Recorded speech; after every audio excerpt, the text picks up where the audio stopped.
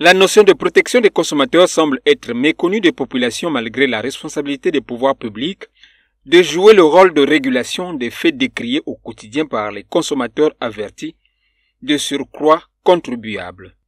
En effet, depuis plusieurs années, la protection des consommateurs était diluée à l'intérieur de plusieurs textes sectoriels dans le pays. Pour nous, c'est une grande joie que cette fois-ci, parce que le ministre d'État, à notre dernière réunion, nous avait promis que c'était en bonne voie.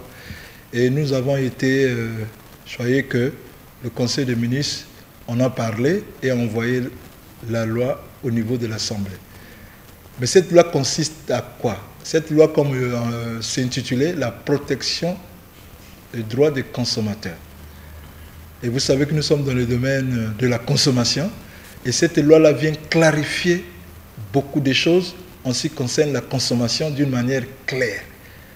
Le rôle des associations de consommateurs sont reconnus dans cette loi d'une manière claire et ce que aussi les agents du ministère du Commerce doivent faire d'une manière claire dans les biens et services, dans la répression de fraude.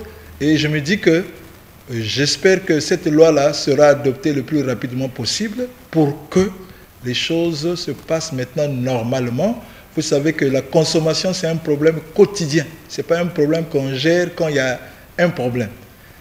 Donc, il y a des conseils nationaux de la consommation où il y aura tous les experts, donc toutes les parties prenantes en tant que techniciens, dont nous, les associations de consommateurs, nous faisons partie pour discuter ces problèmes, donner les avis afin que les décideurs prennent de bonnes décisions. Notons qu'il s'agit de promouvoir un environnement propice où les entreprises, y compris le commerce, peuvent prospérer et aux consommateurs de reprendre la confiance dont ils ont besoin pour s'engager sur les marchés et en tirer profit.